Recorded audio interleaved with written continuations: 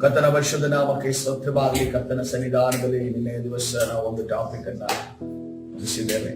ನಾನು ನಂಬುತ್ತೇನೆ ನಿಮ್ಮ ಅನೇಕ ಅನಾರೋಗ್ಯ ಇರುವಂತಹ ಕ್ಷೇತ್ರಗಳಲ್ಲಿ ಕರ್ತನು ಸ್ವಸ್ಥತೆಯನ್ನು ಕೊಟ್ಟಿದ್ದಾನೆ, ಕೊಡಲಿಕ್ಕಿದ್ದಾನೆ, ಕೊಡುತ್ತಾ ಇರುತ್ತಾನೆ. ಹಲ್ಲೆಲೂಯಾ. ಕರ್ತನ ಪರಿಶುದ್ಧ ನಾಮಕ್ಕೆ ಸ್ತೋತ್ರವಾಗಿ ಇವತ್ತಿನ ದಿವಸ ಒಂದು ಹೊಸ ವಿಷಯವನ್ನ ನಾವು ಧ್ಯಾನ ಮಾಡಿ ಹೋಗ್ತೇವೆ. ಬಹಳ ಚಿರಪರಿಚಿತವಾದ ಒಂದು ವಿಷಯ, ಯೇಸು ಕ್ರಿಸ್ತನು ಅನ್ನುವಾಗ ಅದರ ಜೊತೆ ಹಿಂದೆ ಬರುವಂತ ಒಂದು ವಿಷಯ ಅದಾಗಿದೆ. ಆ ವಿಷಯ ಯಾವುದನ್ನು ನೋಡುವಾಗ ನಂಬಿಕೆ, ಫೇತ್, ನಂಬಿಕೆ. ಇವತ್ತಿನ ದಿವಸ ನಮ್ಮ ನಂಬಿಕೆಯನ್ನು ನಾವು ತಕಡಿಗೆ ಆಗ್ತಾ ಇದ್ದೇವೆ. ಇಷ್ಟು ವರ್ಷಗಳಾಯ್ತು ಯೇಸು ಕ್ರಿಸ್ತನ ನಂಬಿ ಈಗ ನಮ್ಮ ನಂಬಿಕೆ ಹೇಗಿದೆ? ಈಗ ನಮ್ಮ ನಂಬಿಕೆ ಎಷ್ಟು ತೂಕ ಇದೆ, ಎಷ್ಟು ಗಟ್ಟಿ ಇದೆ ಅನ್ನೋದನ್ನ ನಾವೇ ತೂಕಕ್ಕೆ ಹಾಕುವಂತ ಒಂದು ಕಾರ್ಯಕ್ರಮ. ನಾವೇ ತೂಕಕ್ಕೆ ಹಾಕುವಂತ ಕಾರ್ಯಕ್ರಮ. ಯಾಕೆಂತಂದ್ರೆ ಇದನ್ನ ನಾವು ಅರಿತುಕೊಳ್ಳಿಲ್ಲ, ನಮ್ಮಲ್ಲಿರುವಂತ ನಂಬಿಕೆ ಎಷ್ಟು ಗಟ್ಟಿಯಾದ ಅರಿತುಕೊಳ್ಳಿಲ್ಲ ಅಂತಂದ್ರೆ ಇನ್ನೊಬ್ಬನಿಗೆ ಗೊತ್ತು, ಯೇಸು ಕ್ರಿಸ್ತನಿಗೊಂದು ಗೊತ್ತು, ಆತನ ನಮ್ಮ ನಂಬಿಕೆ ಎಷ್ಟಿದೆ ಅಂತ ಗೊತ್ತಿದೆ. ಇನ್ನೊಬ್ಬನಿಗೆ ಗೊತ್ತು, ಸೈತಾನಿಗೆ ನಮ್ಮ ನಂಬಿಕೆ ಗೊತ್ತು. ಆ ನಂಬಿಕೆ, ಉಳಿದಿರುವಂತ ನಂಬಿಕೆಯ ಮೇಲೆ ಅವನು ನೇರವಾದ ಆಕ್ರಮಣವನ್ನ ಮಾಡ್ತಾನೆ. ನೋಡ್ರಿ, ಯಾವಾಗಲೂ ಕೂಡ ಶೂಟ್ ಮಾಡುವಂತ ಒಬ್ಬ ವ್ಯಕ್ತಿ ಆತನು ಒಂದ ತಲೆ ಹೊಡಿತಾನೆ, ಇಲ್ಲ ಅಂತಂದ್ರೆ ಎದೆ ಹೊಡಿತಾನೆ. ನಾವು ಸರ್ವಾಯುಧಗಳಲ್ಲಿ ನೋಡುವಾಗ ನಾವೇನೆಲ್ಲ ನೋಡ್ತೇವೆ? ತಲೆಗೆ ಏನ್ ಧರಿಸಿರ್ತೇವೆ? ರಕ್ಷಣೆ ಎಂಬ ಶಿರಸ್ತ್ರ, ರಕ್ಷಣೆ ಎಂಬ ಶಿರಸ್ತ್ರಾಣ. ಎದೆಗೆ ಏನು ನೋಡ್ತೀವಿ? ವಜ್ರ ಕವಚ, ನೀತಿ ಎಂಬ ವಜ್ರ ಕವಚ. ಅದಕ್ಕಿಂತ ಆ ನೀತಿ ಎಂಬ ವಜ್ರ ಕವಚವನ್ನು ರಕ್ಷಣೆ ಮಾಡೋದಕ್ಕೋಸ್ಕರ ಇನ್ನೊಂದು ಇದೆ ಕೈಯಲ್ಲಿ, ನಂಬಿಕೆ ಎಂಬ ಗುರಾಣಿ ಇದೆ. ಅದರ ಅರ್ಥ ಏನಂದ್ರೆ ನಿಮ್ಮನ್ನು ಮುಟ್ಟೋದಕ್ಕಿಂತ ಆ ನಂಬಿಕೆ ಎಂಬ ಗುರಾಣಿಗೆ ಏಟು ಬೀಳುತ್ತೆ. ಮೊದಲು ಕೆಡಿಸೋದು ಏನಾಗಿದೆ? ನಂಬಿಕೆಯನ್ನು ಕೆಡಿಸೋದು. ಟಾರ್ಗೆಟ್ ಅಲ್ಲಿಗೆ, ನಿನ್ನ ನೀತಿವಂತಿಕೆ ಮೇಲೆ, ನಿನ್ನ ರಕ್ಷಣೆ ಮೇಲೆ ಟಾರ್ಗೆಟ್ ಇದೆ. ನೀನು ಅನೀತಿವಂತನಾಗಬೇಕು, ನೀನು ನಂಬಿಕೆಯನ್ನ ಕಳ್ಕೋಬೇಕು, ರಕ್ಷಣೆಯನ್ನ ಕಳ್ಕೋಬೇಕು. ಇವತ್ತಿನ ದಿವಸ ನಾವು ಕಲೀಲಿಕ್ಕೆ ಹೋಗ್ತಿರುವಂತ ನಂಬಿಕೆ ಹೆಸರೇನಿರುತ್ತೆ? ಅಲ್ಪ ನಂಬಿಕೆ, ಲಿಟಲ್ ಫೇತ್, ಲಿಟಲ್ ಫೇತ್. ಮತ್ತಾಯನ ಸುವಾರ್ತೆ 8ನೇ ಅಧ್ಯಾಯ 23ನೇ ವಚನಕ್ಕೆ ಬರೋಣ. ಮತ್ತಾಯನ ಸುವಾರ್ತೆ 8ನೇ ಅಧ್ಯಾಯ 23ನೇ ವಚನ. ಅಲ್ಲಿ ಏನಿದೆ? ಶಿಷ್ಯರನ್ನ ಕರ್ತನು ಆರಿಸಿಕೊಂಡಿದ್ದಾನೆ. ಎಷ್ಟು ಜನ ಶಿಷ್ಯರನ್ನ ಆರಿಸಿಕೊಂಡಿದ್ದಾನೆ? 12 ಜನ ಶಿಷ್ಯರನ್ನ ಆರಿಸಿಕೊಂಡಿದ್ದಾನೆ. ಕೇವಲ 12 ಜನ ಶಿಷ್ಯರು ಮಾತ್ರನೇ ಇದ್ದಿದ್ದ ಆ ಸಮಯದಲ್ಲಿ. ಮತ್ತೆ 70 ಜನರನ್ನ ಆರಿಸಿ ಅವರಿಗೆ ಸೇವೆಗೆ ಕಳಿಸ್ತಾನೆ. ಮತ್ತೆ 500 ಜನರನ್ನ ಸೇರಿಸಿ ಅವರನ್ನ ಸೇವೆಗೆ ಕಳಿಸ್ತಾನೆ. ಇವರಿಗೆ ಏನು ಕರ್ತನು ಇವರೆಲ್ಲರಿಗಿಂತ ಹೆಚ್ಚಿದಾಗಿ ಸಭೆಯ ಸ್ತಂಭಗಳಾಗಿ ಕರ್ತನು 12 ಜನರನ್ನ ಹತ್ತಿರಟ್ಟು ಅವರಿಗೆ ವಿಶೇಷವಾದ ಪ್ರಕಟಣೆಯನ್ನು ಕಲಿಸಿಕೊಡ್ತಾನೆ. ಹಾಗೆ ಆತನ ದೋಣಿಯನ್ನು ಹತ್ತಿದಾಗ ಆತನ ಶಿಷ್ಯರು ಆತನ ಹಿಂದೆ ಹೋದರು. ಈ ಶಿಷ್ಯರ ಗುಂಪು ಎಷ್ಟು ಜನರನ್ನು ಹೊಂದಿತ್ತು? 12 ಜನರನ್ನು ಹೊಂದಿತ್ತು. 70 ಜನರನ್ನು ಹೊಂದಿದ್ದಕ್ಕೆ ಸಾಧ್ಯ ಇಲ್ಲ. ಯಾಕೆ ಹೇಳಿ? ಯೇಸು ಸ್ವಾಮಿ ಹಡಗಲ್ಲಿ ಹೋಗ್ತಾ ಇಲ್ಲ, ಯೇಸು ದೋಣಿಯಲ್ಲಿ ಹೋಗ್ತಾ ಇಲ್ಲ. ಇದನ್ನ ಅರ್ಥ ಮಾಡ್ಕೋಬೋದಲ್ಲ? ಒಬ್ಬ ಮನುಷ್ಯನಿಗೆ ಅರ್ಥ ಮಾಡ್ಬೋದು. ಅಥವಾ 500 ಜನ ಹೋಗ್ತಾ ಇಲ್ಲ, ಯಾವುದೋ ಒಂದು ಶಿಪ್ ಅಲ್ಲಿ ಹೋಗ್ತಾ ಇಲ್ಲ. ಕರ್ತನು ದೋಣಿಯಲ್ಲಿ ಹೋಗ್ತಾ ಇದ್ದಾರೆ. 12 ಜನ ಶಿಷ್ಯರು ಪ್ಲಸ್ ಯೇಸು ಕ್ರಿಸ್ತನು ಹೋಗ್ತಾ ಇದ್ದಾರೆ. ಅವರು ಹೋಗುತ್ತಿರುವಾಗ ಸಮುದ್ರವು ಅಲ್ಲೋಲ ಕಲ್ಲೋಲವಾಯಿತು, ದೋಣಿಯು ತೆರೆಗಳಿಂದ ಮುಚ್ಚಿ ಹೋಯಿತು, ಆದರೆ ಆತನು ನಿದ್ದೆ ಹತ್ತಿ ಮಲಗಿದ್ದನು. ಹಲ್ಲೆಲೂಯಾ. ಕರ್ತನ ಪರಿಶುದ್ಧ ನಾಮಕ್ಕೆ ಸ್ತೋತ್ರವಾಗಲಿ. ಕರ್ತನು ಆ ಸಮಯದಲ್ಲಿ ಮಲಗಿದ್ದನು. ಈ ಮಲಗಿದ್ದನು ಅನ್ನೋದಕ್ಕೆ ಬಹಳ ಆತ್ಮಿಕ ಅರ್ಥಗಳಿದ್ದಾವೆ. ಅದನ್ನ ನಾನು ಇವತ್ತು ಟಚ್ ಮಾಡೋದು. ಆತನು ಯಾಕೆ ಮಲಗಿದ್ದನು? ಮಲಗದಕ್ಕೆ ಕಾರಣ ಏನು? ಮಲಗದಕ್ಕೆ ಯಾರ ಕಾರಣ ಅನ್ನೋದು ಇವತ್ತಿನ ಟಾಪಿಕ್ ಅಲ್ಲ. ಅಲ್ಲೋಲ ಕಲ್ಲೋಲವಾಯಿತು, ದೋಣಿ ತೆರೆಗಳಿಂದ ಮುಚ್ಚಿ ಹೋಯಿತು. ನಮಗೂ ಕೂಡ ಗೊತ್ತಿದೆ ಸಮುದ್ರದ ಸ್ಥಿತಿ ಯಾವಾಗ ಹೆಂಗೆ ಅಂತ ಹೇಳೋದಕ್ಕೆ ಸಾಧ್ಯ. ಅದಕ್ಕೆ ಯಾವಾಗಲೂ ಕೂಡ ಸಮುದ್ರವನ್ನ ಯಾವುದಕ್ಕೆ ಹೋಲಿಸ್ತಾರೆ ಹೇಳಿ?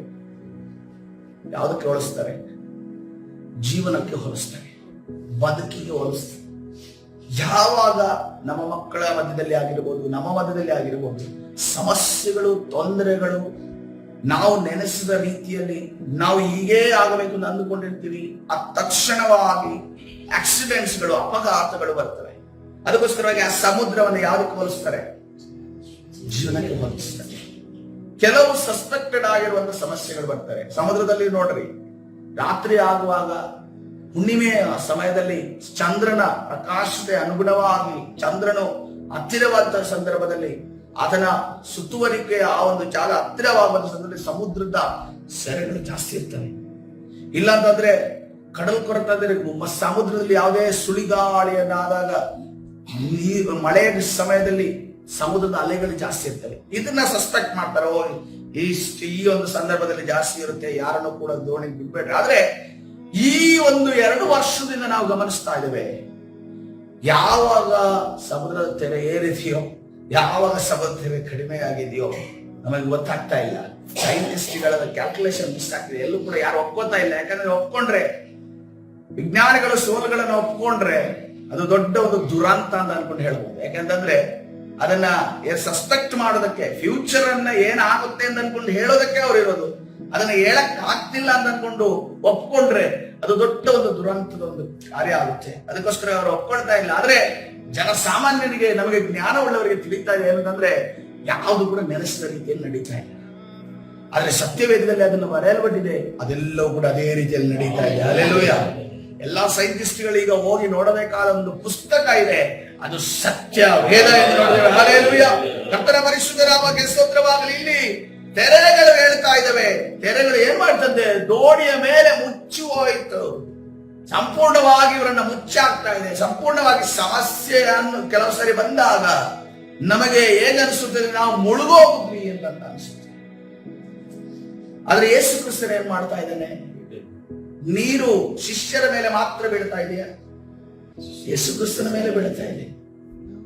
ಅದನ್ನು ನಂಬಿಕೆಯ ಮೂಲ ಪುರುಷನಾಗಿದ್ದಾನೆ. ಹಲ್ಲೆಲೂಯಾ. ನಂಬಿಕೆ ಅನ್ನೋದು ಆತನ ಮುಖಾಂತರವೇ ಬಂದದ್ದು. ಅವರ ಹತ್ತಿರ ಬಂದು ಆತನನ್ನು ಎಬ್ಬಿಸಿ, ಸ್ವಾಮಿ ಕಾಪಾಡು, ಸಾಯುತ್ತೇವೆ ಅನ್ನಲಾಗಿ. ಯಾಕೆಂತಂದ್ರೆ ಅಲ್ಲಿರೋರು ಶಿಷ್ಯರಲ್ಲಿ 3-4 ಜನ ಮೀನುಗಾರರಿದ್ದಾರೆ. ಅವರು ಸಮುದ್ರವನ್ನು ಇದುವರೆಗೆ ನೋಡಿಲ್ವಾ? ನೋಡಿದ್ದಾರೆ. ರಾತ್ರಿ ಮೀನು ಹಿಡಿದಿದ್ದಾರೆ. ಎಂತೆಂತ ಸಮುದ್ರದ ಅಲೆಗಳ ಮಧ್ಯದಲ್ಲಿ, ಆ ಸಮುದ್ರ ಅಲ್ಲಾಡುವಂತ ಸಂದರ್ಭದಲ್ಲಿ ಈಜಾಡಿ ಒಂದು ವೇಳೆ ಬೋಟ್ ಒಡೆದೋಗಿರೋ ಪರಿಸ್ಥಿತಿ ಬರ್ಬೋದು. ಆ ಒಡೆದೋಗಿರುವಂತ ಪರಿಸ್ಥಿತಿಯಲ್ಲಿ ಕೂಡ ತನ್ನ ಜೀವ ಪ್ರಾಣವನ್ನ ಕಾಪಾಡಿ ದಡಕ್ಕೆ ಬಂದಿರುವಂತ ಮೀನುಗಾರ 3-4 ಜನ ಇದ್ದಾರೆ. ಆ 3-4 ಜನ ಈ ಒಂದು ಅಲೆಯನ್ನ ನೋಡಿ ಹೆದರುತ್ತಾ ಇದ್ದಾರೆ. ಯಾಕಂದ್ರೆ ಜೀವನದಲ್ಲಿ ಅಲೆಯನ್ನ ನೋಡದೇ ಇರೋರು ಇವರೆಲ್ಲ ಅಲೆಯನ್ನ ನೋಡಿರುವವರೇ. ಆದ್ರೆ ಈಗೇನ್ ಮಾಡ್ತಾ ಇದ್ದಾರೆ? ಮೀನುಗಾರರು ಹೇಳ್ತಾ ಇದ್ದಾರೆ, ಎಕ್ಸ್ಪರ್ಟ್ ಆಗಿರುವಂತ ಸಮುದ್ರದ ಅಲೆಗಳನ್ನ, ಸಮುದ್ರದಲ್ಲಿ ಯಾವ ಜಾಗದಲ್ಲಿ ಮೀನಿರುತ್ತೆ, ಯಾವ ಜಾಗದಲ್ಲಿ ಬಲೆ ಆಗ ನಮಗೆ ಮೀನು ಸಿಗುತ್ತೆ, ಯಾವ ರೀತಿಯಲ್ಲಿ ನಾವು ಬಿರುಗಾಳಿಯನ್ನ ಸಮುದ್ರದ ನಾವು ಬೋಟಲ್ಲಿ ಹೋಗೋ ಕಂಟ್ರೋಲ್ ಮಾಡಬೇಕು ಅನ್ನೋದನ್ನ ತಿಳಿದಿರುವಂತ ಈ ಒಂದು, ಯಾಕೆಂದ್ರೆ ಅವತ್ತಿನ ದಿನವಾರದಲ್ಲಿ ಯಾವುದೇ ಎಕ್ಸ್ಪರ್ಟ್ ಡ್ರೈವರ್ ಅಂತ ಅನ್ಕೊಂಡು 4 ವೀಲರ್ ಆಗ್ಲಿ 2 ವೀಲರ್ ಆಗ್ಲಿ ಹೆಚ್ಚಿರ್ಲಿಲ್ಲ. 4 ವೀಲರ್ ಅಂದ್ರೆ ಈ ಕಾರು ಇದಲ್ಲ. 4 ವೀಲರ್ ಅಂದ್ರೆ ರಥ ಇತ್ತು ಅಂತ ಅನ್ಕೊಂಡು ಹೇಳ್ತಾ ಇದ್ದೀನಿ. 4 ವೀಲರ್ ಅಂದ್ರೆ ರಥ ಇತ್ತು. ಆದ್ರೆ ರಥದ ಕಂಟ್ರೋಲ್ ಅನ್ನ ಇವ್ರು ಯಾರು ಹೊಂದಿರ್ಲಿಲ್ಲ. ಇವ್ರು ಯಾವ ಕಂಟ್ರೋಲ್ ಅನ್ನ ಹೊಂದಿದ್ರು? ಯಾವ ಒಂದು ಎಕ್ಸ್ಪರ್ಟ್ ಆಗಿದ್ರು?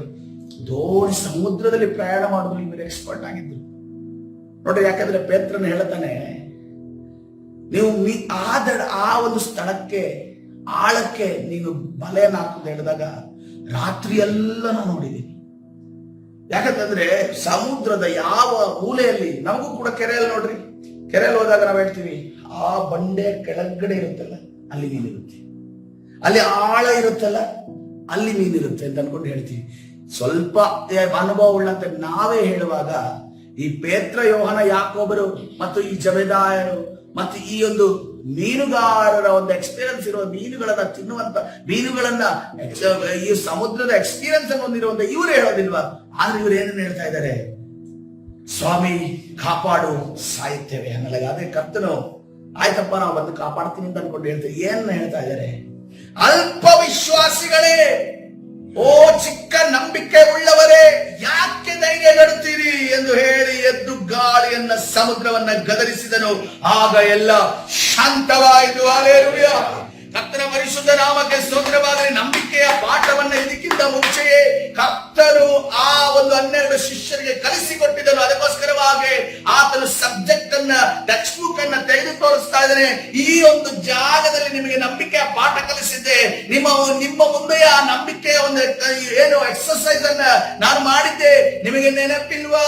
ನಿಮಗೆ ಅಲ್ಪ ವಿಶ್ವಾಸಿಗಳಾಗಿ ಮತ್ತೆ ಹೇಳ್ತಾ ಇದ್ದೀರಾ, ನಮ್ಮ ಪ್ರಾಣ ಹೋಗ್ತಿದೆ ಅನ್ಕೊಂಡು ಹೇಳ್ತಾ ಇದ್ದೀರಾ. ಇವತ್ತಿನ ದಿವಸ ನಮ್ಮ ಜೀವಿತದಲ್ಲೂ ಅಷ್ಟೇ ಆಲೋಚನೆ ಮಾಡಿ. ಸ್ವಲ್ಪ ಸಮಸ್ಯೆಗಳು ಬಂದ್ರೆ ಸಾಕು, ಕಷ್ಟಗಳು ಬಂದ್ರೆ ಸಾಕು, ನೆನೆಸಿದ ರೀತಿಯಲ್ಲಿ ಆಗದಿದ್ರೆ ಸಾಕು, ನಮ್ಮಲ್ಲಿ ಏನಾಗುತ್ತೆ? ನಂಬಿಕೆ ಕಡಿಮೆ ಆಗುತ್ತೆ. ಅಥವಾ ನಾವು ಆಸನದಲ್ಲಿ ಗಟ್ಟಿಯಾಗಿ ನಿಂತಿದ್ದೇವ, ಇವತ್ತಿನ ದಿವಸ ನಂಬಿಕೆಯನ್ನ ನಾವು ತೂಕಕ್ಕೆ ಹಾಕೋಣ. ಮೊದಲದಾಗಿ ಇಲ್ಲೇನ್ ನಡೀತು? ಪ್ರಾಣಕ್ಕೆ ಕುತ್ತು ಬಂತು, ಸಮಸ್ಯೆಗಳು ಬಂದವು, ಕಷ್ಟಗಳು ಬಂದವು, ನೋವುಗಳು ಬಂದವು. ಆವಾಗ ನಮ್ಮ ನಂಬಿಕೆ ಅಲುಗಾಡುತ್ತೆ. ಒಂದನೇದಾಗಿ ಇಟ್ಕೊಳ್ಳಿ. ಎರಡನೇದಾಗಿ ನೋಡುವಾಗ ಇನ್ನೊಂದು ಕಡೆ ಕರ್ತನೋ ಎಲೆ ಅಲ್ಪ ವಿಶ್ವಾಸಿಗಳೇ ಎಂದು ಅನ್ಕೊಂಡು ದೇವರು ಕರೆದಿದ್ದಾರೆ. ಕಷ್ಟಗಳು ನೋವುಗಳು ಬಂದಾಗ ನಮ್ಮ ನಂಬಿಕೆ ಅಲ್ಪವಾಗುತ್ತೆ ಅನ್ನೋದನ್ನು ಕಂಡುಕೊಂಡ್ರು. ಮತ್ತಾಯನ ಸುವಾರ್ತೆ 6:30 ವಚನ. ಮತ್ತಾಯನ ಸುವಾರ್ತೆ 6:30 ಎಲೆ ಅಲ್ಪ ವಿಶ್ವಾಸಿಗಳೇ, ಇವತ್ತು ಇದ್ದು ನಾಳೆ ಒಲೆಯ ಪಾಲಾಗುವ ಅಡವಿಯ ಹುಲ್ಲಿಗೆ ದೇವರು ಹೀಗೆ ಉಡಿಸಿದರೆ ಅದಕ್ಕಿಂತ ಎಷ್ಟೋ ಹೆಚ್ಚಾಗಿ ನಿಮಗೆ ತೊಡಿಸುವವನಲ್ಲವೇ. ಹಲ್ಲೆಲೂಯಾ. ಹೂವುಗಳನ್ನ ಶೃಂಗರಿಸಿದ ದೇವರು ಒಂದು ಹೂವಿನಂತೆ ಇನ್ನೊಂದು ಹೂವಿನ, ಒಂದು ಕಲರ್ ಇನ್ನೊಂದು ಕಲರ್. ನಾವು ನಮ್ಮ ಹಿತ್ತಲಲ್ಲಿ 1-2 ಹೂಗಳಿರ್ತವೆ. ಆದ್ರೆ ನೀವು ಕೆಲವು ಗಾರ್ಡನ್ಸ್ಗೆ ಹೋಗಿ ನೋಡೋದಾದ್ರೆ ನಿಮ್ಗೆ ಆಶ್ಚರ್ಯ ಆಗುತ್ತೆ. ಒಂದು ಕಲರ್ ಅಂತೆ ಇನ್ನೊಂದು ಕಲರ್ ಇಲ್ಲ, ಒಂದು ಸೈಜ್ ಇರೋ ರೀತಿ ಒಂದು ಸೈಜ್ ಇಲ್ಲ. ಅದನ್ನ ನೋಡುವಾಗ ಇದು ಯಾರಾದ್ರೂ ಈಗಲೇ ಮಾಡಿಟ್ರು ಅಥವಾ ಯಾರೋ ಚಿತ್ರಣವನ್ನು ಬರೆದ್ರು ಅನ್ನೋ ರೀತಿಯಲ್ಲಿ ಅಷ್ಟು ಚೆನ್ನಾಗಿ ನಾವು ಚಿತ್ರಣವನ್ನು ನೋಡಿ ಸಂತೋಷವಾಗಿ ಆ ಚಿತ್ರಗಾರನ ಎಲ್ಲಿ ನೋಡಿ ಚಿತ್ರ ಮಾಡಿದ್ದಾನೆ. ಈ ಲೋಕದಲ್ಲಿರುವಂತ ಸೃಷ್ಟಿಯನ್ನ ನೋಡಿ ದೇವರು ಅಷ್ಟ ನಿರ್ಮಾಣ ಮಾಡಿದಂತ ಆ ಒಂದು ಹೂವುಗಳನ್ನು ನೋಡಿ ಅವನು ಚಿತ್ರ ಬರೆದಿದ್ದಾನೆ. ಹಲ್ಲೆಲೂಯಾ. ಆ ಕಲರ್ ಕಾಂಬಿನೇಷನ್, ಈಗ ಕಲರ್ ಕಾಂಬಿನೇಷನ್ ಬಗ್ಗೆ ನಾವು ಮಾತಾಡ್ತೀವಲ್ಲ, ಆ ಎಲ್ಲ ಕಲರ್ ಕಾಂಬಿನೇಷನ್ ಬಂದಿದ್ದು ಈಗ ಹುಡುಗಿಯರು ಹಾಕುವಂತ ಆ ಟಾಪ್ ಮತ್ತೆ ಪ್ಯಾಂಟ್ ಕೂಡ ಏನ್ ನೀವು ಮ್ಯಾಚಿಂಗ್ ಮಾಡ್ತೀರಲ್ಲ, ಇಟ್ಸ್ ನಾಟ್ ನಮ್ಮ ಮನುಷ್ಯರಿಂದ ಬಂದಿದ್ದಲ್ಲ, ನಮ್ಮ ಮನುಷ್ಯರು ಉಂಟು ಮಾಡಿದ್ದಲ್ಲ, ಕರ್ತನು ತಾನೇ ಉಂಟು ಮಾಡಿದಾಗ. ಹಲ್ಲೆಲೂಯಾ.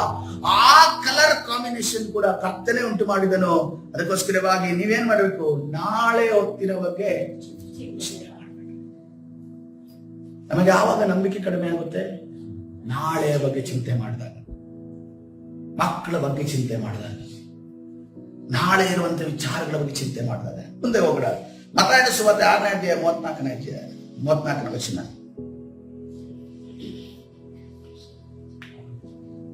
ಸಾರಿ, ನಾಳೆ ಬಗ್ಗೆ ಅಲ್ಲ, ನಾವೇನ್ ಒಡಬೇಕು, ತಾನೇನ್ ತೊಡಬೇಕು, ನಾನೇನ್ ತಿನ್ಬೇಕು ಅನ್ನುವಂತ ಆಲೋಚನೆ ಅಥವಾ ಕೊರತೆ ಬಂದಾಗ ನಮ್ಮ ನಂಬಿಕೆ ಏನಾಗುತ್ತೆ? ಅಲ್ಪವಾಗಿ ಮಾರ್ಪಡುತ್ತೆ. ಮೂರನೇದಾಗಿ ಮತ್ತಾಯನ ಸುವಾರ್ತೆ 6:34 ವಚನ. ಆದ್ದರಿಂದ ನಾಳಿನ ವಿಷಯವಾಗಿ ಚಿಂತೆ ಮಾಡಬೇಡ್ರಿ, ನಾಳಿನ ದಿನವು ತನ್ನದನ್ನು ತಾನೇ ಚಿಂತಿಸಿಕೊಳ್ಳುವುದು, ಆ ಹೊತ್ತಿನ ಕಾಟ ಆ ಹೊತ್ತಿಗೆ ಸಾಕು. ಹಲ್ಲೆಲೂಯಾ. ಕರ್ತನ ಪರಿಶುದ್ಧ ನಾಮಕ್ಕೆ ಸ್ತೋತ್ರವಾಗಿ. ಈ ವಾಕ್ಯವನ್ನ ಪದೇ ಪದೇ ಪದೇ ಪದೇ ನಮ್ಮ ವಿಶ್ವಾಸ ಜೀವಿತದಲ್ಲಿ ಕೇಳಿದ್ದೇವೆ. ಆದ್ರೂ ಕೂಡ ಇದನ್ನ ನಾವು ಎಷ್ಟು ಮಟ್ಟಿಗೆ ರಿಸೀವ್ ಮಾಡಿದ್ರೆ ನಮಗೆ ಗೊತ್ತಿಲ್ಲ. ಆದ್ರೆ ಇವತ್ತಿನ ದಿವಸ ರಿಸೀವ್ ಮಾಡಬೇಕಾಗಿದೆ. ನಮ್ಮ ಮನಸ್ಸಿನಲ್ಲಿ ಒಂದು ಲೈನ್ ತರ ಪಾಸ್ ಆಗುವಂತ ನಾಳಿನ ಚಿಂತೆ ಇದೆಯಲ್ಲ, ನಾವು ಈ ದಿವಸ ಬದಿಗೆ ಓದಬೇಕಾಗಿದೆ. ಹಲ್ಲೆಲೂಯಾ. ಹಲ್ಲೆಲೂಯಾ. ಯಾಕೆಂದ್ರೆ ನಾಳಿನ ಚಿಂತೆ ಇವತ್ತಿನ ದಿವಸ ನಮಗೆ BP ಅನ್ನು ತಂದಾಕಿದೆ, ಶುಗರ್ ತಂದಾಕಿದೆ, ಅನೇಕ ಜನರಿಗೆ ಹಾರ್ಟ್ ಅಟ್ಯಾಕ್ ಅನ್ನು ತಂದಾಕಿದೆ, ಅನೇಕ ಜನರಿಗೆ ಲಂಗ್ಸ್ ಪ್ರಾಬ್ಲಮ್ ಅನ್ನು ತಂದಾಕಿದೆ, ಅನೇಕ ಜನರಿಗೆ ಕಿಡ್ನಿ ಪ್ರಾಬ್ಲಮ್ ಅನ್ನು ತಂದಾಕಿದೆ. ಇವತ್ತಿನ ದಿವಸ ಕರ್ತನ ಸನ್ನಿಧಾನದಲ್ಲಿ ನಾವು ಕೇಳ್ತಾ ಇದ್ದೇವೆ, ಕರ್ತನೇ ಗುಣಪಡಿಸು ಗುಣಪಡಿಸು ಗುಣಪಡಿಸು. ಕರ್ತನ ಗುಣಪಡಿಸುವಿಕೆ ಎಲ್ಲಿ ಇಟ್ಟಿದ್ದಾನೆ? ನಿನ್ನ ಒಳಗಡೆ ಇಟ್ಟಿದ್ದಾನೆ. ನೀನೇನು ಮಾಡ್ತಾ ಇದೀಯಾ? ನಾಳಿನ ಬಗ್ಗೆ ಚಿಂತೆ ಮಾಡ್ತಾ ಇದೀಯಾ? ನಾಳಿನ ಬಗ್ಗೆ ಚಿಂತೆ ಮಾಡ್ಕೊಂಡು ಇವತ್ತು ರೋಗದಲ್ಲಿದೆಯಾ? ಇವತ್ತು ರೋಗದಲ್ಲಿದೆಯಾ? ನಾರ್ಮಲ್ ಆಗಿ ಬಾಡಿಗೆ ಮನೆಯಲ್ಲಿ, ಲೀಸ್ ಮನೆಯಲ್ಲಿ ಇದ್ದಾಗ ಆರಾಮಾಗಿದ್ದೆ. ಯಾಕಂತಂದ್ರೆ ಅವಾಗ ಪ್ಲಾನಿಂಗ್ಗಳು ಚಿಕ್ಕದಿದ್ರು. ಈಗ ದೊಡ್ಡ ದೊಡ್ಡ ಪ್ಲಾನಿಂಗ್ ಆಗಿದ್ದಾವೆ. ಪ್ಲಾನಿಂಗ್ ಫ್ರೀ ಮೈಂಡ್ ಆಗಿದೆ. ಫ್ರೀ ಮೈಂಡ್ ಆಗಿರೋದ್ರಿಂದ ಅದು ಸ್ವಲ್ಪ ಹಾಕೋಣ, ಇದಕ್ಕೆ ಸ್ವಲ್ಪ ಹಾಕೋಣ, ಇಲ್ಲಿ ಸ್ವಲ್ಪ ಹಾಕೋಣ, ಅಲ್ಲಿ ಸ್ವಲ್ಪ ಹಾಕೋಣ ಅಂತ ಅನ್ಕೊಂಡು ಇನ್ವೆಸ್ಟ್ ಮಾಡೋದಕ್ಕೆ ಹೋಗಿ ಅದೇನಾಗಿದೆ, ಅದು ಚುಚ್ತಾ ಇದೆ. ಏನ್ ಚುಚ್ತಾ ಇದೆ? ಅದು ಲಾಭ ಬರ್ತಾ ಇಲ್ಲ ಅಂತ ಹೇಳ್ತಾ ಇದೆ. ಲಾಭ ನಿಂಗೆ ಬರೋದಿಲ್ಲ ಅಂತ ಅನ್ಕೊಂಡು ಹೇಳ್ತಾ ಇದೆ, ಅಥವಾ ಏರುಪೇರು ಆಗ್ತಾ ಇದೆ. ಏರುಪೇರು ಆಗ ನೀನೇನು ಆಲೋಚನೆ ಮಾಡ್ತಿದೀಯಾ? ನಾಳೆ ಬಗ್ಗೆ ಚಿಂತೆ ಮಾಡ್ತಿದ್ದಿ. ಇವತ್ತೆಲ್ಲ ಇಷ್ಟು ಇನ್ವೆಸ್ಟ್ ಮಾಡ್ಬಿಟ್ಟಿದ್ದೀನಿ, ನನ್ನ ಮಕ್ಕಳಿಗೆ ಫೀಸ್ ಹೆಂಗ್ ಕಟ್ಲಿ, ನನ್ನ ಮಕ್ಕಳ ವ್ಯವಸ್ಥೆ ಹೆಂಗ್ ಮಾಡ್ಲಿ, ನಾನೇನು ಕೆಲಸ ಮಾಡಿದ್ರು ಏನು ಮಾಡಕ್ ಆಗ್ತಾ ಇಲ್ಲ. ಇನ್ನು ಕೆಲವ್ರದ್ದಿದೆ, ನಾನು ಬೇಗ ಶ್ರೀಮಂತ ಆದವನು, ಬೇಗ ಶ್ರೀಮಂತ ಆದವನು ಬೇಗ ನೆಲ ಕಚ್ಚಿಬಿಡ್ತಾನೆ. ಹೌದಾ? ಎಲ್ಲಾದ್ರೂ ನೋಡಿದೀರಾ ನಿಮ್ಮ ಲೈಫಲ್ಲಿ? ಇಡೀ ನಿಮ್ ಚಿಕ್ಕನ ಬೇಡ, ಇನ್ನೊಬ್ಬರ ಎಕ್ಸ್ಪೀರಿಯನ್ಸ್ ಬೇಡ, ನಿಮ್ಮ ಚಿಕ್ಕನಿಂದ ಇದುವರೆಗೂ ಬೇಗ ಶ್ರೀಮಂತ ಆದವರು ಯಾರಾದರೂ ಒಂದು ನಿರಂತರವಾಗಿ ಅವರ ಒಂದು ಶ್ರೀಮಂತಿಕೆಯನ್ನು ಕಾಪಾಡಿಕೊಂಡು ಇದೆಯಾ? ದೇವರು ಸ್ಟೆಪ್ ಬೈ ಸ್ಟೆಪ್ ಅನ್ನು ಬಯಸ್ತಾರೆ. ಅದಕ್ಕೆ ಕಾಲ ತಗೊಳ್ಳಿ. ನೀನು 90ನೇ ವರ್ಷಕ್ಕೆ ಶ್ರೀಮಂತನಾಗ್ತೀಯ, ದೇವರಿಗೆ ಸ್ತೋತ್ರ ಹೇಳು. ಯಾಕಂದ್ರೆ 90ನೇ ವರ್ಷ ಶ್ರೀಮಂತನಾಗಿ ಆ ಸ್ಟೆಪ್ ಬೈ ಸ್ಟೆಪ್ ಅನುಭವ ಇದೆಯಲ್ಲ, ಅದು ಇನ್ನು 90,000 ಜನರಿಗೆ ಒಂದು ಪಾಠ ಆಗಿರುತ್ತೆ. ಒಂದು ಎರಡನೇದೇನಂತಂದ್ರೆ, ನೀವು 90ನೇ ವಯಸ್ಸಿಗೆ ಶ್ರೀಮಂತನಾದ್ರೆ, ನೀವು 91ನೇ ವಯಸ್ಸಿಗೆ ಸತ್ತೋದ್ರೆ ಇನ್ನು ಪರಲೋಕ ಹೋಗ್ತೀಯ. ಹಲ್ಲೆಲೂಯಾ. ಕರ್ತನ ಪರಿಶುದ್ಧ ನಾಮಕ್ಕೆ ಸ್ತೋತ್ರವಾಗಿ. ಯಾಕೆಂದ್ರೆ ನಿನ್ನ ಶ್ರೀಮಂತಿಕೆ ಬಂದದ್ದು ಈ ಲೋಕದಿಂದ ಅಲ್ಲ, ಲೋಕದ ಜನರ ಒಂದು ಬೋಧನೆಯಿಂದ ಅಲ್ಲ. ಕಥಾದಿ ಕರ್ತನು ಒಳ್ಳೆಯ ದಾನಗಳನ್ನು ಅನುಗ್ರಹಿಸುವಂತ ಐಶ್ವರ್ಯವಂತನಾಗ ನಮ್ಮ ಕರ್ತನಿಂದ ಬಂದಿದೆ ಎಂದು ನೋಡ್ತೇವೆ. ಹಲ್ಲೆಲೂಯಾ. ಅದು ವ್ಯಸನವನ್ನ ಇಡೋದಿಲ್ಲ. ಹಲ್ಲೆಲೂಯಾ. ಮುಂದೆ ಹೋಗೋಣ. ಮತ್ತಾಯನ ಸುವಾರ್ತೆ 16ನೇ ಅಧ್ಯಾಯ 5ನೇ ವಚನ. ಇನ್ನೊಂದು ಸಂದರ್ಭವನ್ನ ನೋಡಿದ್ರೆ, ಅಲ್ಪ ವಿಶ್ವಾಸಿಗಳ ಸಂದರ್ಭ ನಾವು ನೋಡ್ತಾ ಇದ್ದೇವೆ. ಶಿಷ್ಯರು ರೊಟ್ಟಿ ಬುತ್ತಿ ಕಟ್ಟಿಕೊಳ್ಳುವುದನ್ನು ಮರೆತು ಆಚೆ ದಡಕ್ಕೆ ಬಂದಾಗ ಯೇಸು ಅವರಿಗೆ ಎಚ್ಚರಿಕೆ, ಫರಿಸಾಯರ ಮತ್ತು ಸದ್ದುಕಾಯರ ಹುಳಿ ಹಿಟ್ಟಿನ ವಿಷಯದಲ್ಲಿ ಜಾಗರೂಕರಾಗಿರಿ ಎಂದು ಹೇಳಲು, ಅವರು ನಾವು ರೊಟ್ಟಿ ಬುತ್ತಿ ಕಟ್ಟಿಕೊಳ್ಳದೆ ಬಂದೇವಲ್ಲ ಎಂದು ತಮ್ಮೊಳಗೆ ಮಾತಾಡಿಕೊಳ್ಳುದು. ಏನ್ ಹೇಳ್ತಾರೆ? ಕರ್ತನ ಏನ್ ಹೇಳ್ತಾ ಇದ್ದಾರೆ? ಫರಿಸಾಯರ ಹುಳಿ ಹಿಟ್ಟಿನ ಬಗ್ಗೆ ಹೇಳ್ತಾ ಇದ್ದಾರೆ, ಸದ್ದುಕಾಯರ ಹುಳಿ ಹಿಟ್ಟಿನ ಬಗ್ಗೆ ಹೇಳಿದ್ರೆ, ಅಂದ್ರೆ ತಿನ್ನಬೇಕಾಗಿರುವಂತಹ ಶುದ್ಧವಾದ ರೊಟ್ಟಿಯಲ್ಲಿ ಹುಳಿಯನ್ನ ಹಿಂಡುವಂತ ಈ ಸದ್ದುಕಾಯರ ಮನಸ್ಸು, ಫರಿಸಾಯರ ಮನಸ್ಸನ್ನ ಹೇಳಿದ್ರೆ ಇವರೇನಂತಾರೆ, ರೊಟ್ಟಿ ಬಿಟ್ಟು ಬಂದಲ್ಲ ದೇವರು ಯೇಸು ಕ್ರಿಸ್ತನ ಅಟ್ಟಿಗೆ ಹೇಳ್ತಿದ್ದಾರೆ, ಇವತ್ತು ರೊಟ್ಟಿ ಮರ್ತು ಬಿಟ್ವಿ. ಅಂದ್ರೆ ಅವ್ರು ಇಂಡೈರೆಕ್ಟ್ ಆಗಿ ಸಾಮ್ಯವಾಗಿ ನಮ್ಗೆ ಅರ್ಥ ಆಗುವಂಗೆ ರೊಟ್ಟಿ ಬಿಟ್ಟು ಬಂದಿದ್ದೀರಾ ಅಂತ ಅನ್ಕೊಂಡು ಹೇಳ್ತಾ ಇದ್ದಾರೆ ಅಂತ ಅನ್ಕೊಂಡು ಅವ್ರು ಅರ್ಥ ಮಾಡ್ಕೊಂಡ್ರು.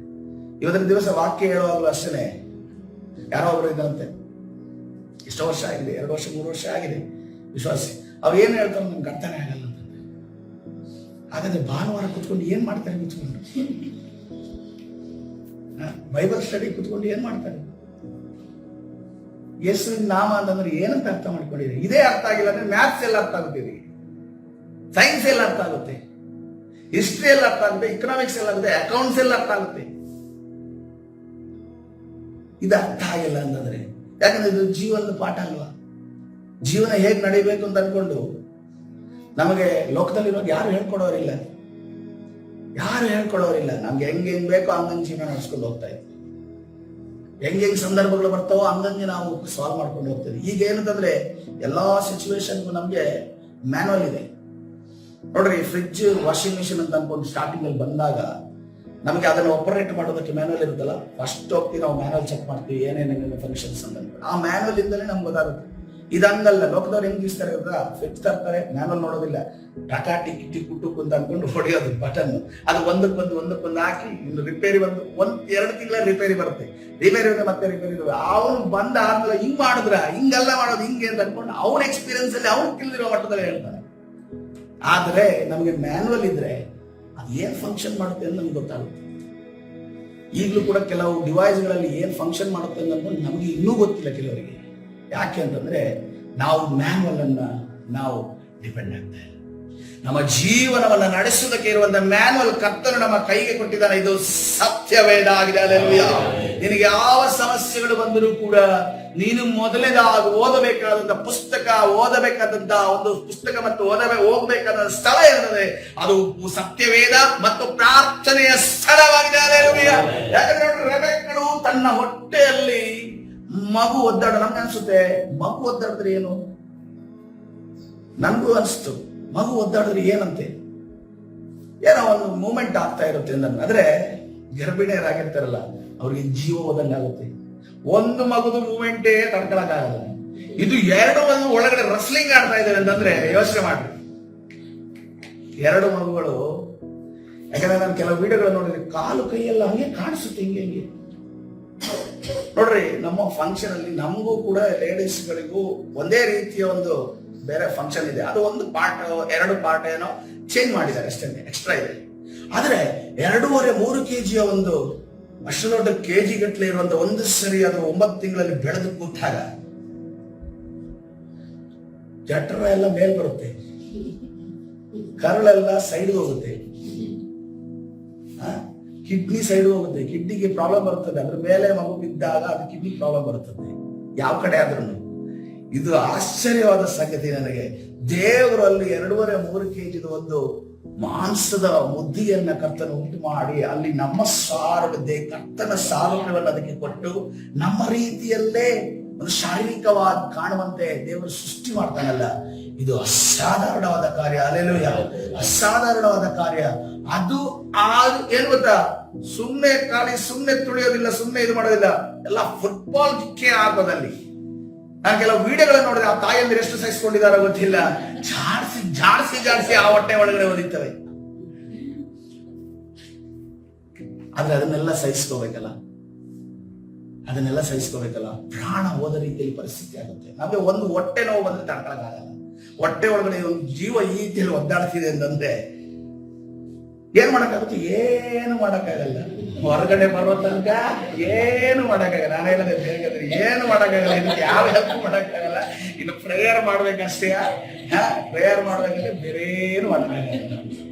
ನಾವೇನ್ ಸಹಾಯ ಮಾಡಕ್ಕೆ, ಲಾರಿ ಆಡಕ್ಕೂ ಆಗಲ್ಲ, ಮನ್ಸಕ್ಕೂ ಆಗಲ್ಲ.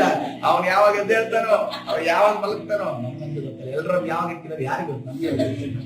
ಅದಕ್ಕೋಸ್ಕರವಾಗಿ ನೋಡ್ರಿ, ಇಲ್ಲಿ ಹೇಳ್ತಾ ಇದ್ದಾರೆ, ಇವ್ರು ಹೊಟ್ಟೆ ಬಗ್ಗೆ ಮಾತಾಡ್ತಾ ಇದ್ದಾರೆ. ದೇವರು ಯೇಸು ಕ್ರಿಸ್ತನ ಏನ್ ಮಾತಾಡ್ತಾರೆ? ಬೋಧನೆ ಬಗ್ಗೆ ಮಾತಾಡ್ತಿದ್ದಾರೆ. ನಿಮ್ಮ ಮನಸ್ಸು ಹಾಳಾಗ್ಬೋದು, ಆದ್ರೆ ರೊಟ್ಟಿ ಮುತ್ತಿ ಕಟ್ಟಿಕೊಳ್ಳದೆ ಬಂದವೆಲ್ಲ ಅಂತ ಕರ್ತನೆ ಹೇಳ್ತಿರ್ಬೋದು. ನನಗೆ ಯೇಸು ಅದನ್ನ ತಿಳಿದು, ಅಲ್ಪ ವಿಶ್ವಾಸಿಗಳೇ, ರೊಟ್ಟಿ ಇಲ್ಲವಲ್ಲ ಇನ್ನು ನಿಮ್ಮೊಳಗೆ ಮಾತನಾಡಿಕೊಳ್ಳುವುದಕ್ಕೆ ನೀವು ಇನ್ನೂ ಗ್ರಹಿಸಲಿಲ್ಲವೋ? ನನ್ನ ಮಾತನ್ನ ನೀವು ಇನ್ನೂ ಗ್ರಹಿಸಲಿಲ್ಲವೋ? ನಿಮಗೆ ನೆನಪಿಲ್ಲವೋ? ಆ 5 ರೊಟ್ಟಿಗಳನ್ನು 5,000 ಜನರಿಗೆ ಹಂಚಿದಾಗ ಎಷ್ಟು ಪುಟ್ಟು ತುಂಬಿಟ್ಟಿರಿ? 5,000 ಜನರಿಗೆ ಹಂಚಿಬಿಟ್ಟು ನಿಮಗೂ ಉಳಿಸ್ಕೊಟ್ನಲ್ಲ, ಬುತ್ತಿ ಕಟ್ಕೊಟ್ನಲ್ಲ, ಮನೆಗೆ ಹೋಗಿ ತಗೊಂಡೋಗಿ ತಿನ್ನಿ ಅಂತ ಅನ್ಕೊಂಡು ಅದನ್ನ ನೀವು ಮರ್ತು ಬಿಟ್ರ? 7 ರೊಟ್ಟಿಗಳನ್ನು 4,000 ಜನರಿಗೆ ಹಂಚಿದಾಗ ಎಷ್ಟು ಎಡೆಗೆ ತುಂಬಿಟ್ರಿ? ನಾನು ರೊಟ್ಟಿಯನ್ನು ಕುರಿತು ಮಾತಾಡಲಿಲ್ಲವೆಂಬುದು ನಿಮಗೆ ತಿಳಿಯದೇ ಇರೋದು ಹೇಗೆ ಅನ್ನೋದನ್ನ ಕರ್ತನೆ ಹೇಳ್ತಾನೆ. ಮುಂದಿನ ಟಾಪಿಕ್ ನಮ್ಗಲ್ಲ. 3-4 ಕಡೆ ದೇವರು ಅಲ್ಪ ವಿಶ್ವಾಸಿಗಳನ್ನ, ಒಂದು, ನಾವು ಯಾವಾಗ ಅಲ್ಪ ವಿಶ್ವಾಸಿಗಳಾಗಲು? ಸಮಸ್ಯೆಗಳು ಕಷ್ಟಗಳು ಬಂದಾಗ, ನಿಮ್ಮ ಜೀವಿತದಲ್ಲಿ ಸಮಸ್ಯೆಗಳು ಕಷ್ಟಗಳು ಬಂದಾಗ ನೀವು ನಂಬಿಕೆ ಇಲ್ಲದಿದ್ರೆ ಅಲ್ಪ ವಿಶ್ವಾಸಿಗಳಾಗಿದ್ರೆ, ಇದೇ ರೀತಿಯಲ್ಲಿ ಭಯಪಟ್ರ ಒಂದಿನದಲ್ಲಿ. 2ನೇದಾಗಿ ಇನ್ನೊಂದು ಕಡೆ ಅಲ್ಪ ವಿಶ್ವಾಸಗಳಾಗಿದ್ದೀವಿ.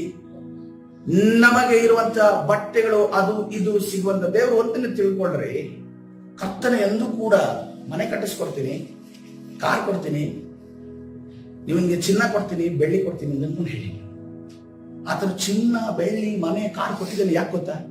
ಆತನ ಮಹಿಮೆಗೋಸ್ಕರ. ನನ್ನ ಮಕ್ಕಳು ನನ್ನನ್ನು ಸೇವಿಸಿದ ಮೇಲೆ ಬೀದಿ ಮಧ್ಯದಲ್ಲಿ ದರಿದ್ರರಾಗಿರೋದಿಲ್ಲ ಅನ್ನೋದನ್ನ ಈ ಲೋಕಕ್ಕೆ ತೋರಿಸುವುದಕ್ಕೋಸ್ಕರವಾಗಿ ಆತನ ನಿಮ್ಮನ್ನ ಆಶೀರ್ವಾದ ಮಾಡಿದರೆ.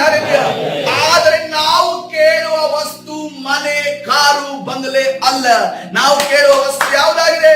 ಪರಲೋಕದಲ್ಲಿ ನಿತ್ಯ ಜೀವವಾಗಿದೆ. ನಿನ್ನ ನಿಮಿತ್ತವಾಗಿ ಅನೇಕ ಜನರು ಈ ಒಂದು ಪರಲೋಕಕ್ಕೆ ಬರುವುದಕ್ಕೋಸ್ಕರ ದೇವರು ನಿನ್ನನ್ನು ಆಶೀರ್ವದಿಸುತ್ತಾನೆ.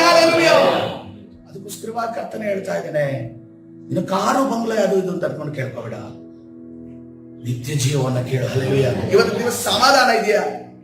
ಒಂದು ಅನ್ನ ಸಾರು ತಟ್ಟೆಲ್ಲಿ ಇಟ್ಕೊಂಡು ಸಮಾಧಾನವಾಗಿ ಊಟ ಮಾಡ್ತಿದ್ಯಾ?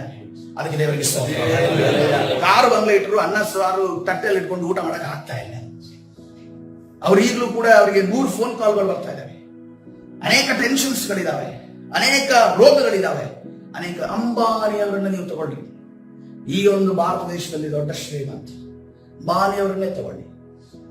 ಮಗನ ವಿಚಾರದಲ್ಲಿ ಎಷ್ಟು ಟೆನ್ಷನ್ ಇದ್ದಾರೆ ಗೊತ್ತಾ? ಮಗನ ವಿಚಾರದಲ್ಲಿ ಎಷ್ಟು ಟೆನ್ಷನ್ ಇದೆ. ಏನೇ ಮಾಡ್ಕೊಂಡ್ರು ಆ ವಾಂತಾರ ಅಂತ ಅನ್ಕೊಂಡು ದೊಡ್ಡ ಒಂದು ಇದು ಏನಪ್ಪ ಏನ್ ಹೇಳ್ತಾರೆ ಅದಕ್ಕೆ ಅನಿಮಲ್ ಪಾರ್ಕ್ ತರ ಮಾಡ್ಕೊಟ್ಟಿದ್ದಾರೆ. ಅದು ಏನಂದ್ರೆ ನ್ಯಾಷನಲ್ ಸಾರಿ ಈ ಏನೋ ಒಂದು ಫಿಲ್ಮ್ಗಳು ಬಂತಲ್ಲ ಡೈನಾಸರಸ್ ಆ ರೀತಿ ಜುರಾಸಿ ಪಾರ್ಕ್ ಅಂತ ಅನ್ಕೊಂಡು ಆ ರೀತಿಯಲ್ಲಿ ಅಲ್ಲಿ ಅನಿಮೇಷನ್ ಏನ್ ಮಾಡಿದಾರೋ ಆ ರೀತಿಯಲ್ಲಿ ಕಂಡಂಗ ಆಗುತ್ತೆ. ಅದನ್ನ ಅಷ್ಟು ಏನಂದ್ರೆ ವ್ಯವಸ್ಥಿತವಾಗಿ ಫುಡ್ ನೋಡ್ಬೇಕು, ಅದು ರೆಡಿ ಆಗೋದು, ಆದ್ಮೇಲೆ ಅಲ್ಲಿರುವಂತಹ ಪ್ರಾಣಿಗಳಿಗೆ ಕೊಟ್ಟಂತ ಜಾಗಗಳು ಒಂದು ಚೂರು ಕೂಡ ಕ್ಲೆನ್ಲಿನೆಸ್ ವಿಚಾರ ಆಗ್ಲಿ ಎಲ್ಲದಕ್ಕೂ ಜನ ಇದ್ದಾರೆ ಇದು ಕೆಲಸ ಮಾಡಬೇಕು. ಆದ್ರೆ ದೇಹದಲ್ಲಿ ಏನಿದೆ ರೋಗ ಇದೆ. ರಾತ್ರಿ ಮಲಗ್ತಾನಿಲ್ಲೋ ಗೊತ್ತಿಲ್ಲ, ಯಾಕಂದ್ರೆ ಅಸ್ತಮದವರಿಗೆ ಮಲಗಕ್ಕಾಗಲ್ಲ, ಅಸ್ತಮ ಇರುವವರಿಗೆ ಮಲಗಕ್ಕಾಗಲ್ಲ, ವೆಯ್ಟ್ ಲಾಸ್ ಮಾಡೋದು ಕಷ್ಟ, ಉಸಿರಾಡೋದು ಕಷ್ಟ, ತುಂಬಾ ಮೆಡಿಸಿನ್ಸ್ ಇರ್ತವೆ, ಯಾವಾಗಲೂ ಕೂಡ ಟೆಸ್ಟ್ ಮಾಡ್ತಾ ಇರ್ಬೇಕು, ಯಾವಾಗ ಕೂಡ ಅದಕ್ಕೆ ಟೆಸ್ಟಿಗೆ ಹೋಗ್ತಾ ಇರ್ಬೇಕು. ನೋಡಿ, ಟೆಸ್ಟಿಗೆ ಹೋಗೋದಂದ್ರೆ ಅಷ್ಟೊಂದು ಸುಲಭವಲ್ಲ. ಒಂದು ಮೆಡಿಸಿನ್ ತಗೊಳ್ಳೋದು ಅಂದ್ರೆ ದೇಹದಲ್ಲಿ ಮೆಡಿಸಿನ್ ತಗೊಳ್ಳೋದ್ರೆ ಒಂದು ವಿಚಿತ್ರವಾದ ಒಂದು ರಿಯಾಕ್ಷನ್ ಸ್ಟಾರ್ಟ್ ಆಗುತ್ತೆ ಬಾಡಿಯಲ್ಲಿ. ಅದಕ್ಕೋಸ್ಕರವಾಗಿ ನೋಡ್ರಿ, ನಮಗೆ 6 ಬಂಗ್ಲೆ ಕೊಡ್ತೀನಿ ಅಂತ ಕರ್ತನೆ ಹೇಳಿದ್ರು. ನಿತ್ಯ ಜೀವವನ್ನ ಆತನ ವಾಗ್ದಾನ ಮಾಡಿದನು. 3ನೇದಾಗಿ ನಮಗೆ ಅಲ್ಪವಿಶ್ವಾಸಿಗಳ ಯಾವಾಗ ಬರುತ್ತಂತೆ ನಾಳಿನ ಬಗ್ಗೆ ಚಿಂತೆ. ನಾಳೆ ಬಗ್ಗೆ ಏನೇನೋ ದೊಡ್ಡ ದೊಡ್ಡ ಪ್ಲಾನ್ ಹಾಕೊಂಡು ಚಿಂತೆ ಮಾಡಕ್ ಹೋಗ್ಬೇಡ್ರಿ. ಏನ್ ದೇವರು ಕೊಟ್ಟಿದ್ದಾನೋ ಅದನ್ನು ನಿಭಾಯಿಸೋದಕ್ಕೆ ನಾವು ಕಲಿಬೇಕಾಗಿ, ಅದನ್ನ ನಾವು ಹೇಗೆ ಫಿನಾನ್ಷಿಯಲ್ ನೋಡ್ರಿ, ನಮಗೆ ದುರಾಸೆಗಳಾದಾಗ ನಮ್ಮ ಜೀವಿತದಲ್ಲಿ ನಾವೇನ್ ಮಾಡ್ತೀವಿ, ಸಾಲಗಳನ್ನು ಮಾಡ್ತೇವೆ. ಮತ್ತು 1 ಚೀಟಿ 2 ಚೀಟಿ ಅನ್ನೋದನ್ನ ಹಾಕ್ತೀರಾ, ನನ್ಗೆ ಗೊತ್ತಿಲ್ಲ, ಆ ಚೀಟಿ ವಿಷಯವಾಗಿ ನನ್ಗೆ ಗೊತ್ತಿಲ್ಲ. ಅದು ಕೆಲವರಿಗೆ ಬೆನಿಫಿಟ್, ಕೆಲವರಿಗೆ ಅದು ಬೆನಿಫಿಟ್ ಇಲ್ಲದೆ ಇರೋದಿದೆ. ಯಾಕಂದ್ರೆ ಚೀಟಿ ಕಟ್ಟಿನೇ ಅವ್ರ ವಯಸ್ಸಾಯ್ತು, ಏನಾಗಿದ್ದಾರೆ ಅಂದ್ರೆ ಏನೂ ಇಲ್ಲ ಅನ್ನೋ ರೀತಿಯಲ್ಲಿ ಕೆಲವರ ಜೀವಿತದಲ್ಲಿ ಅದು ಬೆನಿಫಿಟ್ ಆಗಿದೆ. ಆದ್ರೆ ಅದನ್ನ ಮ್ಯಾನೇಜ್ ಮಾಡುವಂತ ಫಿನಾನ್ಷಿಯಲ್ ಜ್ಞಾನ ನಿಮ್ಗಿರ್ಬೇಕು. ಸುಮ್ಮನೆ ತಗೊಂಡೋಗಿ ಚೀಟಿಗೆ ಹಾಕೋದು, ಸುಮ್ಮನೆ ತಗೊಂಡೋಗಿ ಕಟ್ತಾ ಇರೋದು, ಸುಮ್ಮನೆ ತಗೊಂಡೋಗಿ ಇದು ಮಾಡೋದು. ನಾನು ಈಗ ನೋಡ್ರಿ, ಕೆಲವರು ಚೀಟಿಯಲ್ಲೇ ಜೀವನ ನಿರ್ವಂಶ ಆಗುವಂತ ಪರಿಸ್ಥಿತಿ ಬಂದಿದೆ. ನಾನು ಒಳ್ಳೇದು ಹೇಳ್ತಾ ಇಲ್ಲ, ಕೆಟ್ಟದ್ದು ಹೇಳ್ತಾ ಇಲ್ಲ, ಆದ್ರೆ ಕೆಲವು ಎಕ್ಸಾಂಪಲ್ಗಳನ್ನು ನಿಮ್ ಮುಂದೆ ಹೇಳ್ತಾ ಇದ್ದೀನಿ. ನಾವೇ ಕಷ್ಟ ಅನುಭವಿಸಿ ಪಾಠ ಕಲಿಲಿಲ್ಲ. ಗುಂಡಿಗೆ ಬಿದ್ದ ನಂತರನೇ ಬುದ್ಧಿ ಬಂತು ಅನ್ನೋ ರೀತಿಯಲ್ಲಿ ಅಲ್ಲ. ಇನ್ನೊಬ್ಬರು ಬಿದ್ದಾಗ ನಮ್ಗೆ ಅರ್ಥವಾಗ್ತಲ್ಲ, ಇನ್ನೊಂದು ಬಿದ್ದಾಗ ನಮ್ಗೆ ಅರ್ಥವಾಗ್ತದೆ. ಅದಕ್ಕೋಸ್ಕರ ನಮಗೆ ಅಗತ್ಯ ಇದ್ರೆ ಮಾಡೋಣ, ಅಗತ್ಯ ಇಲ್ಲ ಅಂದ್ರೆ ಸುಮ್ಮನೆ ಹೋಗಿ ತೆಗೆದುಕೊಂಡು ಒಬ್ಬನ ಕೈಗೆ ಹಣ ಕೊಡಬೇಡ. ಅದನ್ನ ಸೇಫ್ ಆಗಿರುವಂತಹ ಸೇವಿಂಗ್ಸ್ ನಾವು ಹೆಂಗ್ ಮಾಡಬಹುದು ಅನ್ನೋದನ್ನ ತಿಳಿದುಕೊಂಡು ನಾವು ಮಾಡುವವರ. ನಾನು ಯಾವುದೇ ಕಾರಣಕ್ಕೂ ಚೀಟಿಗೆ ವಿರೋಧಿ ಅಲ್ಲ, ಇನ್ಶೂರೆನ್ಸ್ಗೆ ವಿರೋಧಿ ಅಲ್ಲ, ಲೋನ್ಗೆ ವಿರೋಧಿ ಅಲ್ಲ. ಆದರೆ ಅದು ನಮಗೆ ಅಗತ್ಯ ಇದ್ರೆ ಮಾತ್ರ ನಾವು ತಗೋಬೇಕು. ನಮ್ಮ ಆಸೆನ ಕೆಲವು ಸರಿ ಕಡಿಮೆ ಮಾಡ್ಕೊಂಡ್ರೆ ಅದೆಲ್ಲ ಬೇಕಾಗಲ್ಲ. ನಮ್ಮ ಆಸೆನ ಕಡಿಮೆ ಮಾಡ್ರೆ, ಚಿಕ್ಕದು ಮಾಡ್ಕೊಂಡ್ರೆ ನಮ್ಗೆ ಅದು ಬೇಕಾಗಲ್ಲ. ನಮ್ ಯಾವಾಗ ಆಸೆ ಮೀರಿ ಹೋಗುತ್ತೋ, ದಡ ಮೀರಿ ಹೋಗುತ್ತೋ, ಆವಾಗಲೇ ನಮ್ಗೆ ಏನಿಸುತ್ತೆ, ಅದು ಬೇಕು, ಇದು ಬೇಕು, ಅದು ಬೇಕು. ಮಾಡೋದಕ್ಕೆ ಏನು ಶಕ್ತಿ ಇಲ್ಲ, ಇನ್ನೇನ್ ಮಾಡೋದು, ತಗೊಳ್ಳೇಬೇಕಲ್ಲ. ತಿಂಗಳಿಗೆ ಬಂತು EMI, ತಿಂಗಳಿಗೆ ಬಂತು ಚೀಟಿ, ತಿಂಗಳಿಗೆ ಬಂದು ಸಾಲಗಾರ ಮನೆಯಲ್ಲಿ ಬಂದ. ದೇವರು ನಮ್ಮನ್ನ ಕೊಡುವವನಾಗಿ ಇಟ್ಟಿದ್ದಾರೆ. ಹಲ್ಲೆಲೂಯಾ. ಕೊಡುವವರಾಗಿ ಕರ್ತನು ಮಾಡಲು ಬಯಸ್ತಿರೋದು. ಮುಂದೆ ಹೋಗೋಣ. ಇವರೇನು ಅಲ್ಪವಿಶ್ವಾಸಗಳಿಂದ ಕರೆಸ್ಕೊಂಡ್ರು, ತಿನ್ನೋ ವಿಚಾರಕ್ಕಾಗಿ ಆಲೋಚನೆ ಮಾಡ್ತಾ ಇದ್ದಾರೆ. 4 ವಿಚಾರ ಯಾವ್ದು ಹೇಳಿ ಅಲ್ಪವಿಶ್ವಾಸಿಗಳಾಗಿದ್ದು. ಒಂದು, ಕಷ್ಟ ಬಂದಾಗ ಇದುವರೆಗೆ ನಾವು ಹೆಂಗ್ ಹ್ಯಾಂಡಲ್ ಮಾಡ್ತೀವಿ ಗೊತ್ತಿಲ್ಲ, ಇನ್ನು ಮುಂದೆ ನಮ್ಮ ನಂಬಿಕೆ ಚಿಕ್ಕ ನಂಬಿಕೆ ಆಗಿರಬಾರ್ದು. 2ನೇದಾಗಿ ಕೊರತೆಗಳು ಬಂದಾಗ, 2ನೇದಾಗಿ. 3ನೇದಾಗಿ ನಾಳಿನ ವಿಷಯ ಚಿಂತೆ. 4ನೇದಾಗಿ ಏನ್ ತಿನ್ನಬೇಕು ಅಂತ ಇವತ್ತಿನ ದಿವಸ ನಮ್ಮ ನಂಬಿಕೆ ಹೆಚ್ಚಿಸಲ್ಪಡಲಿ. ಹಲ್ಲೆಲೂಯಾ. ಸಾಧ್ಯ ಇದೆಯಾ? ಈ ವಾಕ್ಯವನ್ನು ತೆಗೆದುಕೊಂಡ್ರೆ ಸಾಧ್ಯ ಇದೆಯಾ? ಈ ವಾಕ್ಯವನ್ನು ಇದು ನೋಡ್ರಿ, ಈ 4 ನಮ್ಮನ್ನ ಕಾಣೋದು. ನೀವು ನೆನಪಿಸ್ಕೊಳ್ರಿ, ಈ 4 ನಮ್ಮನ್ನ ತಿರುಗಿಸಿ ಚುಚ್ಚುತ್ತಾ ಇದೆ. ಅದಕ್ಕೋಸ್ಕರವಾಗಿ ಇವತ್ತಿನ ದಿವಸ ಆ ಮುಳ್ಳುಗಳನ್ನ ಕಿತ್ತಾಕೋಣ. ಹಲ್ಲೆಲೂಯಾ. ನೀವು ಮುಳ್ಳುಗಳನ್ನ ಕಿತ್ತಾಕೋದಾದ್ರೆ ನಿಮ್ಮ ನಂಬಿಕೆ ಶ್ರೇಷ್ಠವಾದ ನಂಬಿಕೆಯಾಗಿರುತ್ತೆ. ನಿಮಗೆ ಕಷ್ಟಗಳು ಬಂದರು, ಕೊರತೆಗಳು ಬಂದರು, ನಾಳೆಯ ದಿವಸದ ಬಗ್ಗೆ ಏನಾಗುತ್ತೋ ಅಂದ್ಕೊಂಡು ಚಿಂತೆ ನಿಮ್ಮನ್ನ ಮನಸ್ಸಿನ ಚುಚ್ಚಿದರು, ಅದೇ ರೀತಿಯಲ್ಲಿ ನಿಮ್ಗೆ ಆಹಾರ ಇಲ್ಲದೆ ಹೋದರು, ಕರ್ತನು ಒದಗಿಸಲು ಶಕ್ತನಾಗಿದ್ದಾನೆ. ಹಲ್ಲೆಲೂಯಾ. ಹಲ್ಲೆಲೂಯಾ. ಇವತ್ತಿನ ದಿವಸ ನಮ್ಮನ್ನ ನಾವು ಕರ್ತನ ಕರಗಳಿಗೆ ಸಮರ್ಪಿಸೋಣ ಪ್ರಿಯರೇ. ಓ ಜೀಸಸ್. ಹಲ್ಲೆಲೂಯಾ. ಕರ್ತನ ಸನ್ನಿಧಾನದಲ್ಲಿ ನಮ್ಮ ನಂಬಿಕೆಯನ್ನು ಹೆಚ್ಚಿಸುವುದು ಕೇಳಿಕೊಳ್ಳೋಣ. ನಮ್ಮ ನಂಬಿಕೆ ಯಾವುದೇ ಕಾರಣಕ್ಕೂ ಚಿಕ್ಕ ನಂಬಿಕೆಯಾಗಿರಬಾರದು.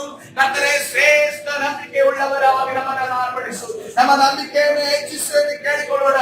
ಓ ಹಲ್ಲೆಲೂಯಾ. ಶಂಕರಾದರ ದುರಿದರನ ಸುರಿಯಾದನ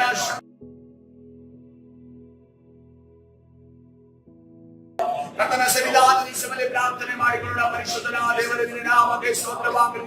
ನಿನ್ನ ಮಕ್ಕಳು ಇವತ್ತಿನ ದಿವಸ ಕರ್ತನೇ ನಂಬಿಕೆ ವಿಚಾರವಾಗಿ ನಿನ್ನ ವಾಕ್ಯವನ್ನ ಕೇಳಿದ್ರು ಉಂಟಲ್ಲ ಸ್ವಾಮಿ, ಅವರನ್ನ ಆಶೀರ್ವಾದ ಮಾಡು, ಅವರನ್ನ ಬಲಪಡಿಸು, ನಿನ್ನ ಪ್ರಸನ್ನತೆಯಿಂದ ತುಂಬು ಸ್ವಾಮಿ. ಕರ್ತನೇ, ಯಾವ ಯಾವ ವಿಚಾರವಾಗಿ ಕರ್ತನೇ ಅವರ ಕಷ್ಟಗಳನ್ನು ಅನುಭವಿಸ್ತಿದ್ದಾರೋ, ಕರ್ತನೇ ನಂಬಿಕೆ ಅವರಿಗೆ ಕಡಿಮೆ ಆಗಿದೆಯೋ, ಕೊರತೆಯಿಂದ ನಂಬಿಕೆ ಕಡಿಮೆ ಆಗಿದೆಯೋ, ತಿನ್ನುವುದಕ್ಕೆ ಆಹಾರವಿಲ್ಲದ ನಂಬಿಕೆ ಕಡಿಮೆ ಆಗಿದೆಯೋ, ಕರ್ತನೇ ನಾಳಿನ ವಿಚಾರವಾಗಿ ಚಿಂತೆ ಮಾಡುತ್ತ ನಂಬಿಕೆ ಕಡಿಮೆ ಆಗಿದೆಯೋ, ಇವತ್ತಿನ ದಿವಸ ಆ ಎಲ್ಲ ಅಲ್ಪ ನಂಬಿಕೆಯನ್ನು ತಂದಾಕಿರುವ ಎಲ್ಲ ಸೈತಾನನ ಎಲ್ಲ ಕಾರ್ಯಗಳನ್ನ ಕುಯುಕ್ತಿಗಳನ್ನ ನಜರೇತಿನ ಯೇಸುವಿನ ನಾಮದಲ್ಲಿ ಬಂಧಿಸಿ ಮುರಿದಾಕ್ತಾನೆ. ಇವತ್ತಿನ ದಿವಸ ನಾವು ನಂಬಿಕೆ ಉಳ್ಳವರಾಗಿ ಜೀವಿಸುವ ನೀವು ಕಾರ್ಯ ಮಾಡು, ಆಶೀರ್ವದಿಸು, ಬಲಪಡಿಸು. ಕರ್ತನಾದ ಯೇಸು ಸ್ವಾಮಿ ಹೆಸರಲ್ಲಿ ಪ್ರಾರ್ಥಿಸಿ ಹೊಂದಿಕೊಳ್ತ ಜೀವ ಉಳ್ಳ ತಂದೆ, ಆಮೆನ್.